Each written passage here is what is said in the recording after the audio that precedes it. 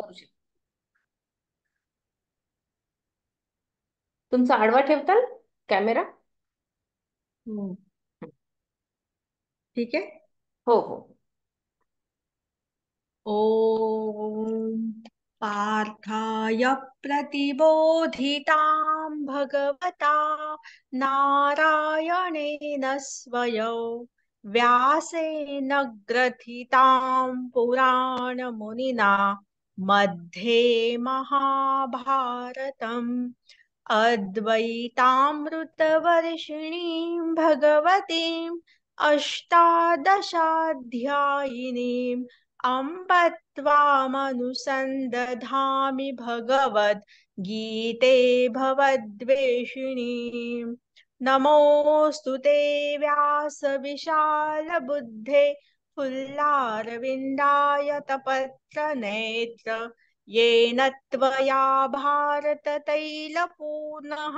प्रज्वालितो ज्ञानमय प्रदीपः प्रपन्नपारिजाताय तोत्रवेत्रैकपाणये ज्ञानमुद्राय कृष्णाय गीतामृतदुहे नमः।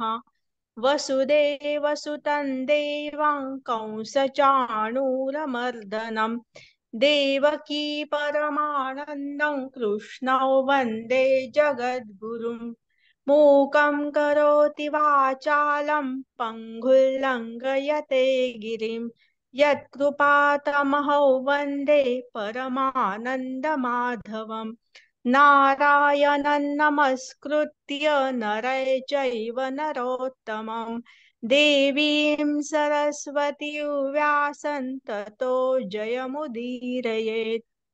ओम श्री परमात्मने नमः। अथ एकादशोऽध्यायः। 68 पासून ताई म्हणू ना?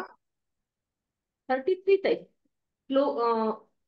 श्लोक 33 आणि हे 468. ठीक आहे. तस्मात् त्वयुत्तिष्ठ लभो. जय श्रीकृष्ण सर्वांना.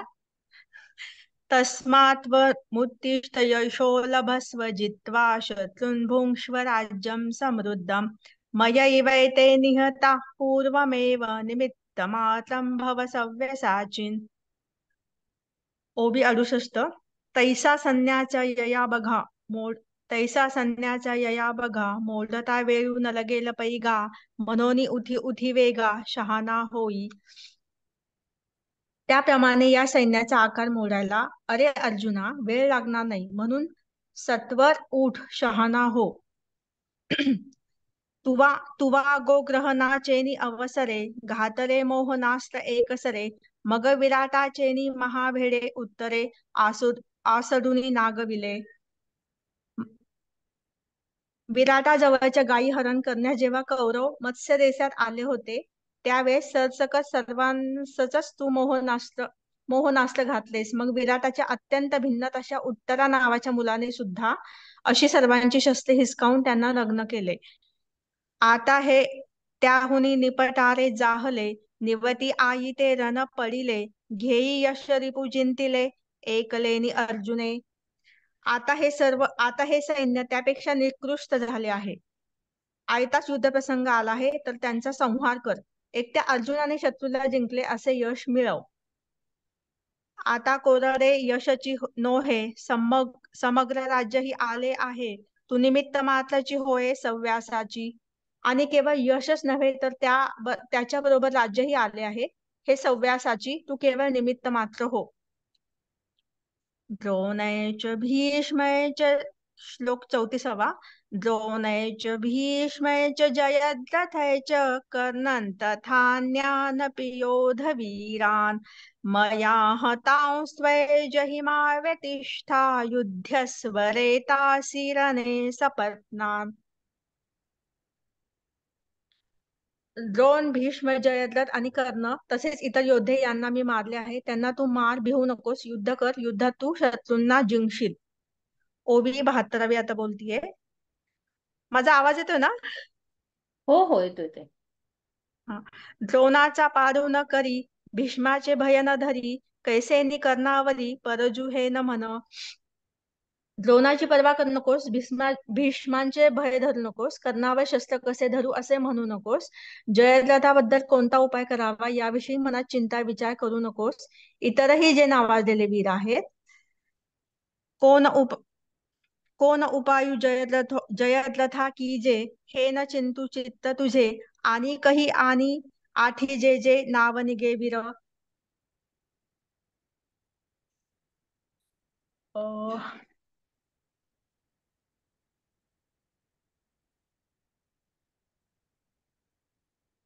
द्रोणाची पर्वा करू नकोस, भीष्माचे भय धरू नकोस, कर्णावर शस्त्रे कसे धरू असे म्हणू नकोस, जयद्रथाबद्दल कोणता उपाय करावा याविषयी मनात चिंता विचार करू नकोस.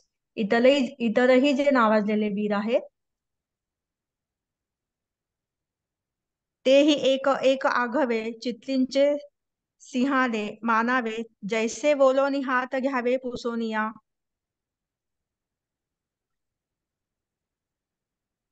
ते ते एक सगळे भिंतीवरच्या चित्रातील सिंहासारखे ओल्या हाताने पुसून घेता येण्यासारखे समज. हे जे सगळे वीर आहेत ते भिंतीवरच्या चित्रावर जसे सिंह आपण ओल्या हाताने पुसतो त्यासारखे तू समज, असं असं म्हणतोय. अं यावरी पांडवा काईसा झुंजाचा मेळावा, हा आभासू गा आघवा येर ग्रासिले मिया. हे अर्जुना, यामुळे युद्धाचा समुदाय तो काय, हा सगळा आभास आहे, शिवाय या सगळ्यांना मी गिळून टाकले आहे.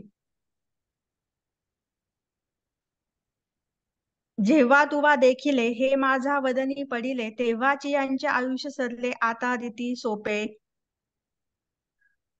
हे माझ्या तोंडात पडलेले जेव्हा तू पाहिलेस तेव्हाच त्यांचे आयुष्य संपले होते, आता केवळ पोकळ सोबते राहिली आहेत.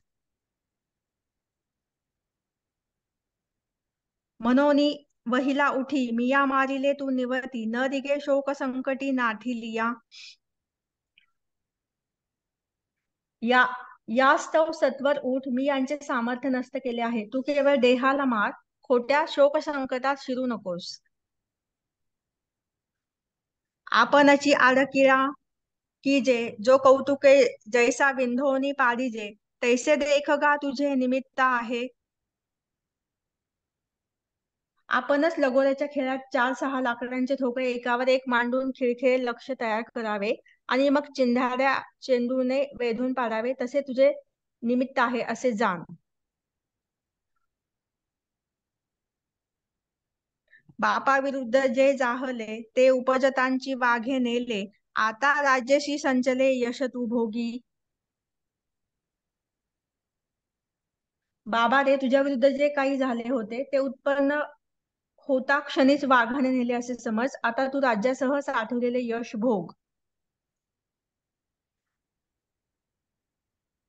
सावियाची उतत होते दायाद, आणि बळीये जगी दुर्मुद, ते वधिले विशद सायासून लागता.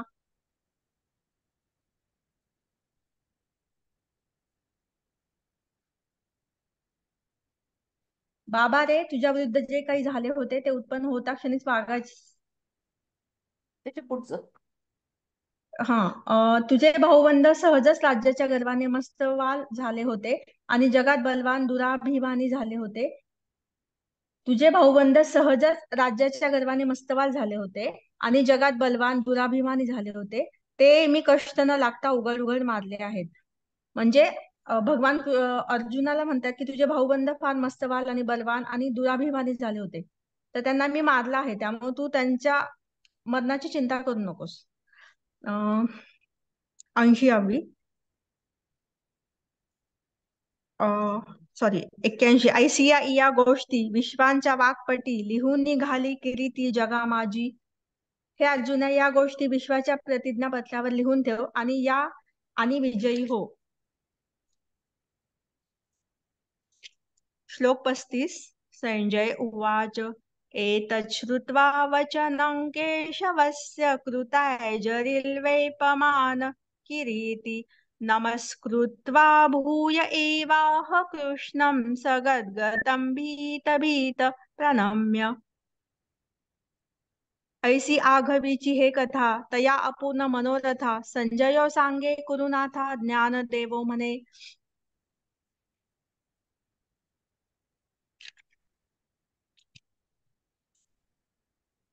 ज्ञानेश्वर महाराज म्हणतात ही संपूर्ण कथा आपल्या पुत्रांना विजय प्राप्त होण्याची ज्ञानेश्वर महाराज म्हणतात ही संपूर्ण कथा आपल्या पुत्रांना विजय प्राप्त होण्याची इच्छा अपुरी राहिलेल्या, विजयाविषयी साशंक असलेल्या त्या कुरु देशाच्या राजा धृतराष्ट्राला संजय सांगत आहे.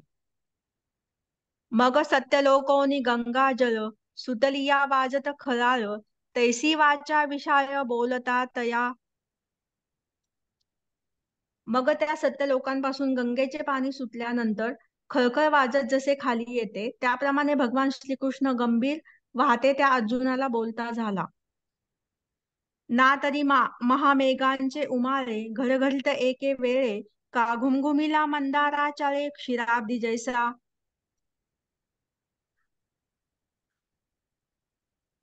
किंवा मोठमोठ्या मेघांचे लोट एका वेळी गडगडाट करतात, किंवा मंदचराने मंथनाचे वेळी क्षीर समुद्र जसा घुमघुमून टाकला. जैसे गंभीरे महानादे हे वाक्य विश्वकंदे बोलिले अगाधे अनंत रूपे. त्याप्रमाणे विश्वाचे मूळ कारण, व्यापक व अनंत रूप धारण करणाऱ्या श्रीकृष्णाने गंभीर व मोठ्या स्वराने हे भाषण केले. ते अर्जुने मोटके ऐकिले आणि सुख की भय दुनावले, हे नेनो परी कांपिनले सर्वांग तयाचे. त्याप्रमाणे विश्वाचे मूळ कारण, व्यापक व अनंत रूप धारण करणाऱ्या श्रीकृष्णाने गंभीर व मोठ्या स्वराने हे भाषण केले. सखलोपणे वळली मोठ आणि तैसेची जोडले कर संपुट, वेळोवेळा ललाट चरणी ठेवी. हे हे भाषण ऐकून अर्जुनाने थोडेसे ऐकले आणि त्याच्या मनात सुख किंवा भय यापैकी कोणते दुप्पट भाव वाढले हे समजतच नव्हते, पण त्याचे सर्वांग कापू लागले हे मात्र प्रत्यक्षात दिसत होते.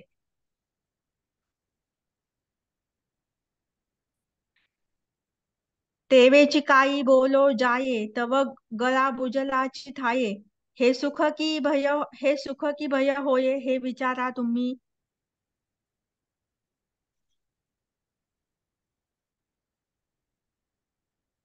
त्याचप्रमाणे अं, नम 487च्या पुढे. काही बोलण्याचा प्रयत्न करावा असं आहे ते. बरोबर आहे, काही बोलण्याचा प्रयत्न करावा तर आधीच गळा दाटलेला होता. हा सुखाचा आविष्कार आहे का भयाचा, याचा तुम्ही श्रोत्यानेच विचार करावा. परी तेव्हा देवाचेनी बोले, अर्जुना हे ऐसे जाहले, मी या पदांवरून देखिले श्लोकीची या. परंतु त्यावेळी देवाच्या बोलण्याने अर्जुनाला हे असे झाले होते हे मी श्लोकातील पदावरून जाणले.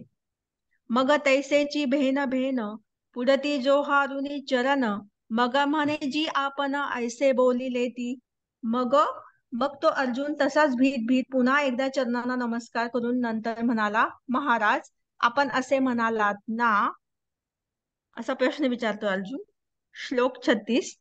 अर्जुन उवाच, स्थाने ऋषिकेश तव प्रकीर्त्या जगत् प्रहृष्यत्यनुरज्यते च, रक्षांसि भीतानि दिशो द्रवन्ति सर्वे नमस्यन्ति च सिद्धसंघाः. ना अर्जुना मी काळू आणि ग्रासीजे तो माझा खेळू, हा बोलू किर आढळू मानू आम्ही. की हे अर्जुना मी काळ आहे आणि सर्वनाश करणे हा माझा खेळ आहे, हे तुझे बोलणे आम्ही खरोखर खरे मानू. परी तुवा जी काळे आणि स्थितीची ये वेळे, ग्रासीजे हे न मिळे विचारासी. परंतु हे भगवंता आपण जे काळ त्यांनी आत पालन करणाऱ्या वेळेस जगाचा संहार करावा, हे माझ्या विचाराला पटत नाही.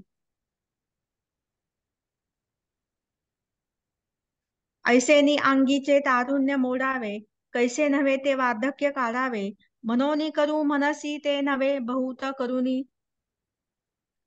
शरीरात असलेले तारुण्य कसे काढावे आणि नसलेले म्हातारपण कोठून आणावे, या गोष्टी जर करू म्हणले तर अशा जसे व्हावयाच्या नाही, त्याप्रमाणे जरी तू या स्थितीला संहारू करू म्हणतोस तर ते बहुत करून होणार नाही. म्हणजे त्यांनी ज्ञानेश्वर महाराजांनी किती छान दाखला दिलाय बघा. शरीरात असलेले तारुण्य कसे काढावे, आणि नसलेले महातात पण कुठून आराम आहे. म्हणजे ह्या गोष्टी जरी करू म्हणल्या तरी त्या होणार नाहीत. त्याप्रमाणे जरी तू या स्थितीला संहार करणारा म्हणशील तर ते बहुत करून होणार नाही. हा जी चौपाहारी न भरता कोणे वेळे श्री अनंता काय माध्यानी सविता मावळ तू आहे. अहो अनंता, 4 प्रहर भरले नसताना कोणत्याही वेळी माध्यानी सूर्य मावळतो काय.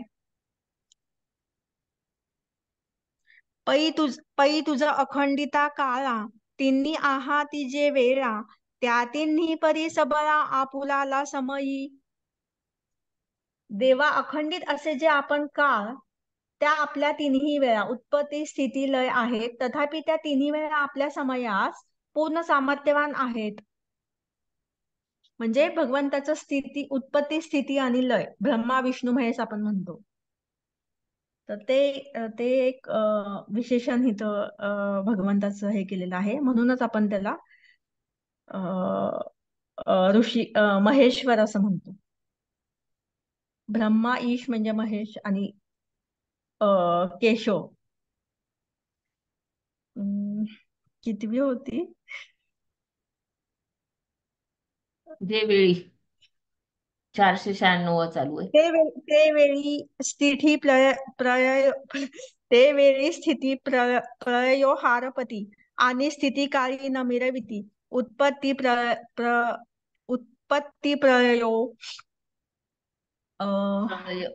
त्यावेळी ज्यावेळी उत्पत्ती होऊ लागते त्यावेळी स्थिती आणि प्रलय हरपतात आणि स्थितीच्या वेळी उत्पत्ती आणि लय दिसत नाहीत. पाठी प्रलयाची ये वेळे उत्पत्ती स्थिती मावळे हे काय सेनही न धळे अनादी ऐसे.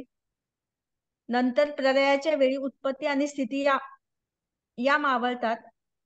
प्रलयाच्या वेळी उत्पत्ती आणि स्थिती या मावळतात. हे अनादी तत्व कशानेही बदलत नाही. म्हणून आजी तरी भरे भोगे स्थिती वर्तिजत आहे जगे एथग्रासीसी तू तू हे न लगे. म्हणून आज तर हे जग भोगण्याच्या भारामध्ये स्थिती काळी वर्तत आहे. या काळात तू ग्रासत आहे हे माझ्या जीवाला बरे वाटत नाही. तरी संकेते देव बोले अगा या दोन्ही सैन्यासीची मरण तरी संकेत देव बोले अगा या दोन्ही सैन्यासीची मरण पुरले ते प्रत्यक्ष तुझ दाविले येर यथा काळे जाण. जेव्हा भगवंत संक्षेपाने म्हणाले अरे या दोन्ही सैन्यालाच फक्त मरण आले आहे, हे तुला प्रत्यक्ष दाखवले आहे, इतर योग्य वेळी नष्ट होतील हे जाण.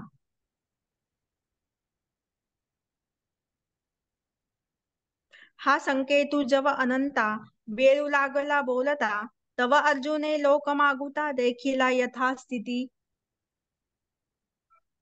हा अभिप्राय संक्षेपाने सांगण्याचा जेवढा वेळ श्रीकृष्णाला लागला तेवढ्यातच अर्जुनाने लोक पुन्हा होतात तसा झालेला पाहिला. मग म्हणत असे देवा तू सुटली विश्व लाघवा जग आला मा आघवा पूर्वस्थिती पुढती. हे भगवंता, प्रल्हाद गजेंद्रासारखे भक्त दुःख सागरात पडल्यानंतर तू ज्या प्रकाराने वर काढतोस ती तुझी कीर्ती मी आठवीत आहे.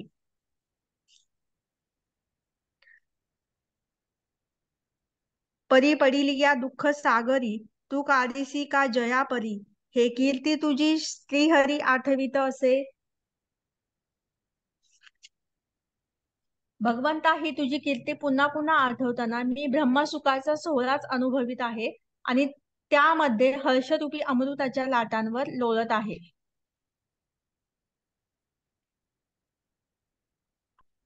कीर्ती आठविता वेळोवेळा भोगी तसे महासुखाचा सोहळा तेथ हर्षामृत कल्लोळा वरी लोळत आहे.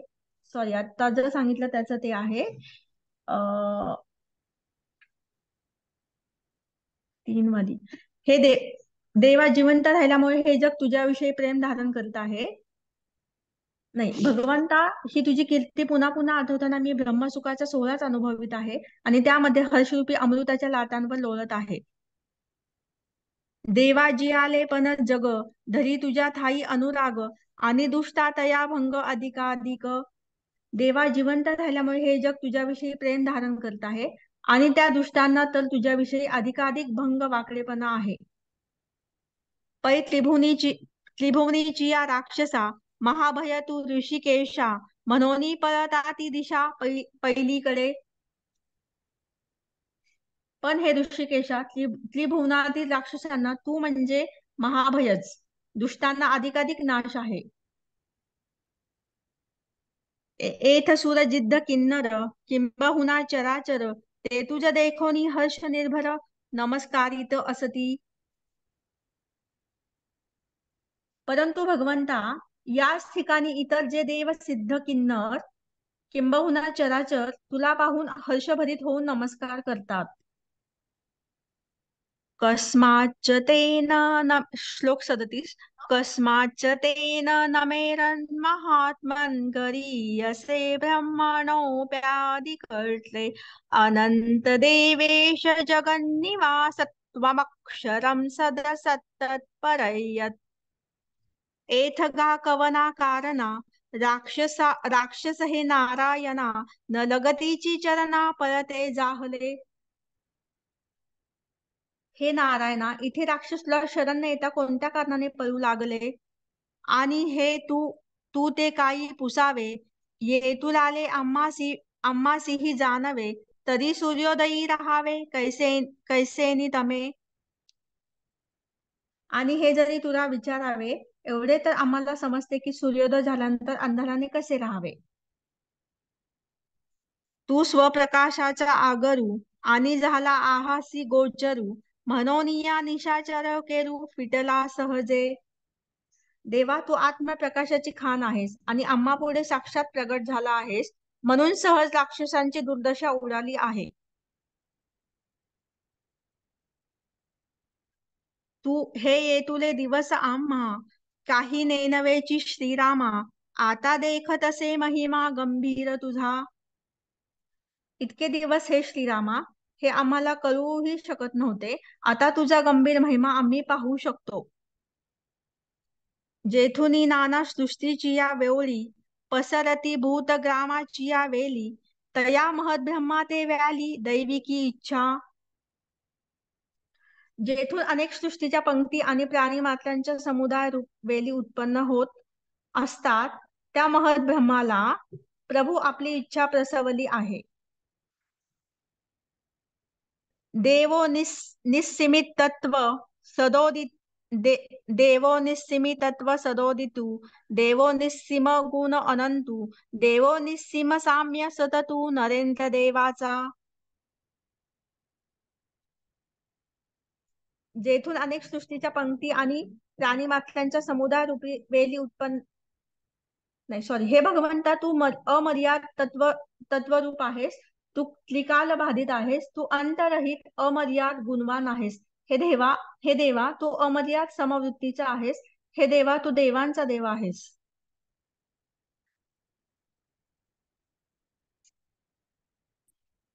जी जी तू त्रिजगतीये बोलावा, अक्षर तू सदाशिवा, तुची संता संत देवा तयाही अतीत ते तू. हे नित्य कल्याण रूप परमेश्वरा, तू त्रिभुवनाचा आश्रय आहेस, तू अविनाशी आहेस, तू सत्व असत असून त्याच्याही पलीकडचा तू आहेस. श्लोक थांबूयात काही 38. आपण? हो, थांबूयात आपण. हो आपण सायडन घेता. हो घेते.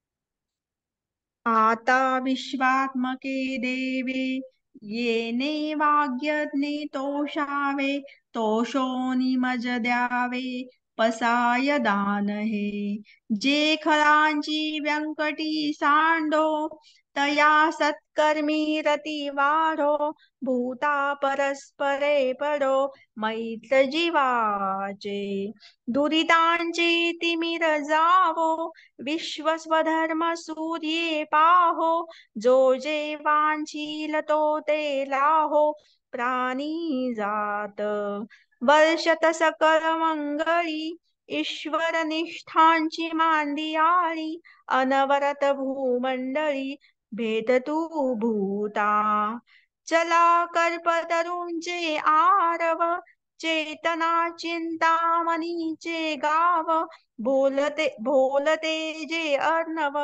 पियुषाचे, चंद्रमे जे अलांछन, मार्तंड जे तापहीन, ते सर्वाही सदा सदा सज्जन, सोय रे हो तू. किंबहुना सर्व सुखी पूर्ण होऊनी तीही लोकी, भजिजो आधी फुरकी अखंडित, आणि ग्रंथोपजीविये विशेषी लोकी ये, दृष्टादृष्ट विजये हो आवेजी. येथ मनावोस्ती विश्वेश्वरावो, हा होईल दान पसावो, ये रे वरे ज्ञान देवो, सुखिया जाहला, सुखिया जाहला, सुखिया जाहला. वा, छान. जय जय श्री रामकृष्ण हरी. ताई, आपलं वाचन खूप सुंदर झालं आज. म्हणजे छान आपण वाचलेत ओळी. आज आपण फार सुरेख अशा ओळी पाहिल्यात. म्हणजे अर्जुनाचा जो मनोभाव आहे, आणि भगवंत त्याला हे समजून सांगतात की हे अर्जुना, तू ज्यांना मारावयासाठी तुझ्या मनात जो विषाद आलेला आहे की हे सर्व तर माझे नातेवाईक आहेत, बंधू आहेत, या सर्वांना मी कसा म्हणजे त्यांच्यावर कसं शस्त्र चालू. परंतु तू या विश्वरूपामध्ये तू पाहिलेलं आहेसच की यांचा अंत हा आधीच माझ्या काळ आणि विक्राळ अशा दाढांमध्ये झालेला आहे. म्हणजे ते आधीच मृत्युमुखी तर पडलेले आहेच, आणि किंवा ते पडणारच आहेत. तू मात्र निमित्त मात्र आहेस.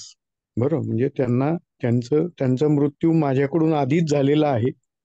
तू फक्त त्यांचं छाटणी करणे एवढंच काम तुझ्याकडे ठेवलेलं आहे. म्हणजे ते सुकलेल्या गवतासारखं, म्हणजे त्याच्यातले प्राण निघून गेलेलेच आहेत त्यांचे, फक्त सुकलेलं गवत काढल्यासारखा प्रकार तुला करायचा आहे, असं भगवंत आपल्याला म्हणजे अर्जुनाला समजून सांगतात. आणि फार सुंदर प्रकारे वर्णन माऊली इथे त्या प्रसंगाचे करतात. म्हणजे त्यातले जे काही सर्व आपण ओव्या आपण पाहिल्या, पहा, म्हणजे खरंच सुंदर आहे वर्णन त्याचं केलेलं. किंवा म्हणजे मला जे आवडलं ते पहा. आणि अर्जुनही तसा काही म्हणजे अर्जुनाला म्हणतात की पहा, आता जेव्हा विराटाच्या गायी पळून नेण्यासाठी सर्व कौरव संघी आलं, तेव्हा सुद्धा उत्तरासारख्या भित्र्या पुत्राच्या हातून तू सर्व म्हणजे भगवंताच्याच इच्छेमुळे त्यांचा पराभव झाला. म्हणजे तो पराभव आहे तो आधीच त्यांच्या प्रारब्धात लिहिलेला होता, निमित्त मात्र उत्तर झाला, असं सांगण्याचा त्याच्या पाठीमागचा उद्देश आपल्याला माऊली सांगतात. बरोबर. आणि फार त्याच्याही पुढे जाऊन माऊली, आता हे सर्व कळालं तरी सुद्धा अर्जुन सुद्धा तितकाच हुशार आहे. बरोबर.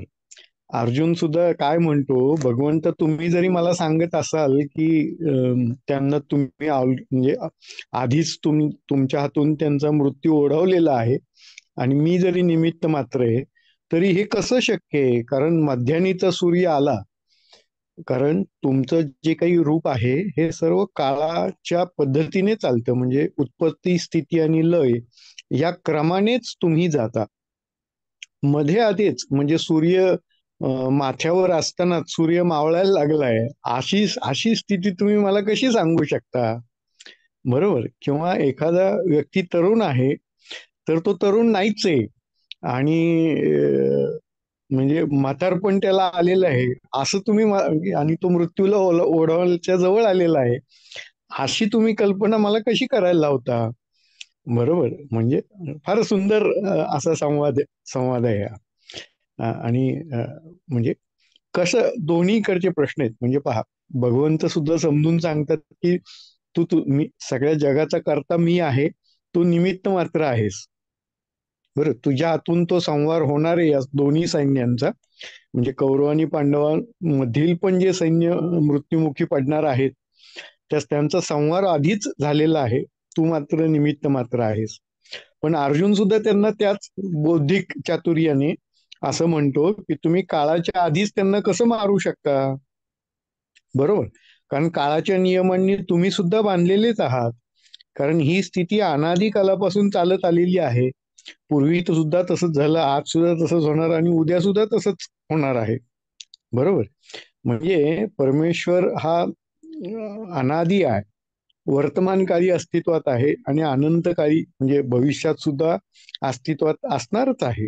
असं महान तत्व सुद्धा याच्यातून माऊली आपल्याला समजून सांगतात.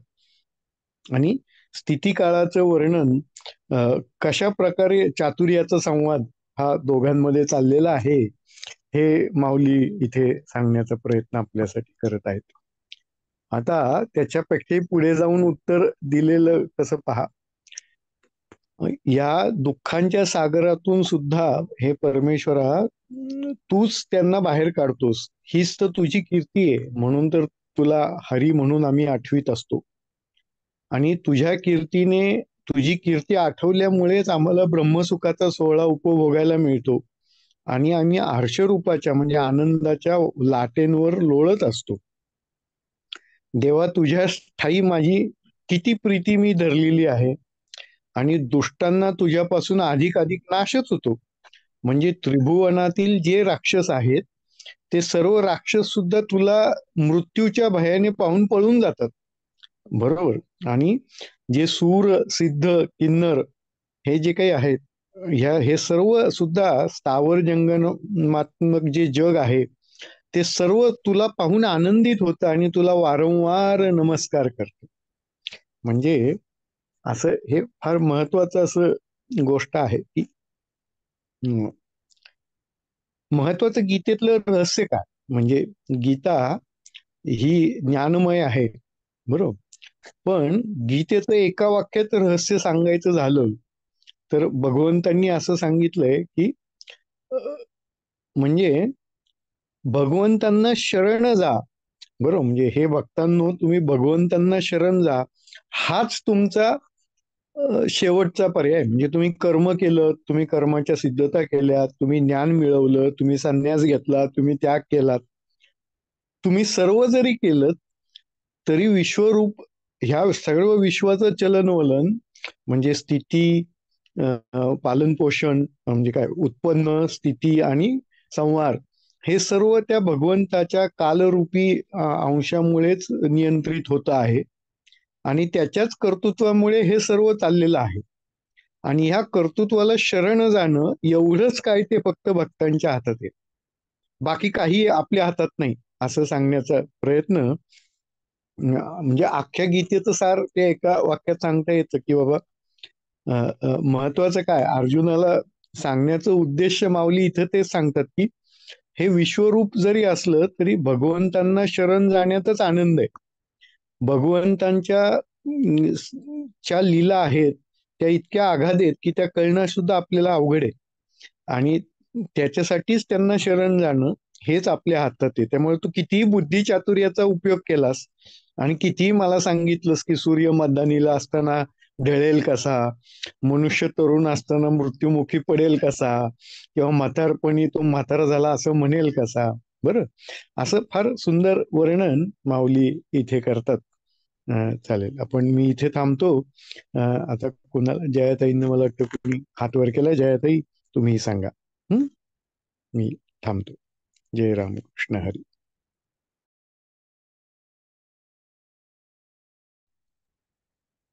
हॅलो, आवाज हो येतोय? होत आहे. हो, हा. अ, 33व्या म्हणजे मला आता ज्ञानेश्वरीवर मी काय बोलणार, माझी तेवढी पात्रता नाहीये. मी फक्त गीतेच्या श्लोकाच्या अनुषंगाने थोडं बोलू इच्छिते. 33वा जो श्लोक आहे तस्मात म्हणजे निमित्त मात्रम आहे ज्या त्या श्लोकात, म्हणजे विश्वरूप दाखवून भगवंतांनी ज्ञानाचा दीप अर्जुनाच्या अंतःकरणात प्रज्वलित केला आणि युद्धातील उन्मत्त राजा अगोदरच मारलेले असल्यामुळे अर्जुनाला ते फक्त म्हणले निमित्त मात्र हो.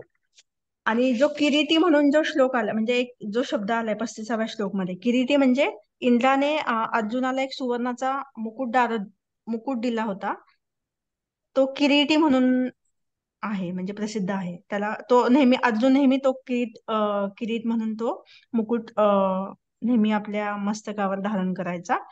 तर त्याचं मला एक मस्त असं सांगायचं की या मानवाच्या मस्तकावर पण एक आपल्या सर्वांच्या मस्तकावर पण एक अहंकाराचा मुकुट असतो आणि तो उतरल्याशिवाय ईशतत्वाचे दर्शन होत नाही. अर्जुन शुद्ध होता म्हणूनच भगवंताने त्याला गीता सांगितली आणि तो शुद्ध बुद्धीचा असल्यामुळे त्याने आपला मुकुट भगवंताच्या चरणी ठेवून ज्ञान दृष्टीने भगवंतांचे समग्र दर्शन घेतले. तर हे एक मला अहंकाराचं हे अनुषंगाने सांगायचं की ठीक आहे, तिथं उपमा दिली आहे किरीटाची वगैरे, पण आपल्या डोक्यावर पण सर्वांच्या एक अहंकाराचा एक मुकुट असतो आणि तो उतरल्याशिवाय आपल्याला ईशतत्वाचे दर्शन होत नाही. म्हणून गीता फक्त कृष्णाने अर्जुनाला आणि त्यानंतर उद्धवाला सांगितली आहे. म्हणजे ते त्या दोघांची तेवढी भक्ती होती, ते तेवढे नम्र म्हणण्यापेक्षा अजून वेगळ्या शब्द म्हणता येईल, मला आता आठवत नाही. ते इतके भगवंताला शरण गेले होते, म्हणूनच गीता त्यांना सांगितली गेली.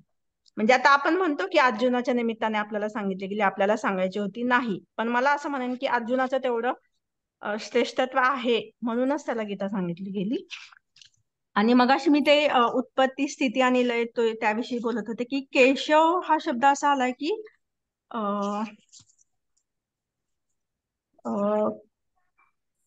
एक मिनिट.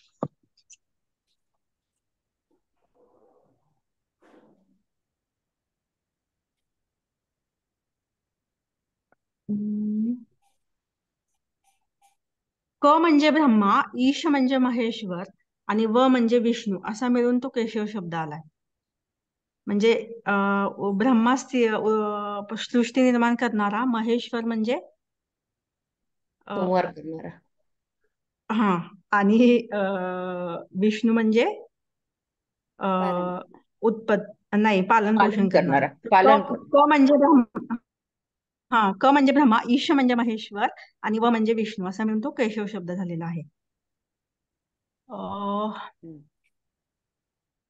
ठीक आहे, मी एवढंच बोलते. मी सॉरी मी हात रेस केला, ते दादा बोलत असताना मी बोलले, तर त्याबद्दल मी त्यांची माफी मागते. छान छान ताई. शकुंतला ताई, शकुंतला ताई.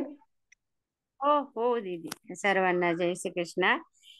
सांगितले दोघांनी छान, पण मला एक सांगायचं की जेव्हा पहिल्या अध्यायात कृष्ण अर्जुन म्हणत होता ना, हे म्हणजे हे मरतील माझ्या हाताने, मला सर्व पाप लागेल, असं तो घाबरला होता किंवा भीती वाटत होती. तर श्रीकृष्णाने त्याच्यात सांगितलं की विश्वरूपाच्या वेळेस एक द्रोण कर्ण हे सर्व माझ्या मुखात गेलेत, तेव्हाच त्यांचं मरण झाले. आता फक्त तू निमित्त मात्र आहेस, तू फक्त युद्ध कर. निमित्त मात्र असल्यामुळे तुला पुण्य लागणार नाही आणि पापही नाही, दोन्ही नाही. आणि हे कसे सांगितलंय की हे चित्राचे शिवाडे जाण, म्हणजे माझ्या मुखात गेलं तेव्हाच त्यांचं मरण झालं.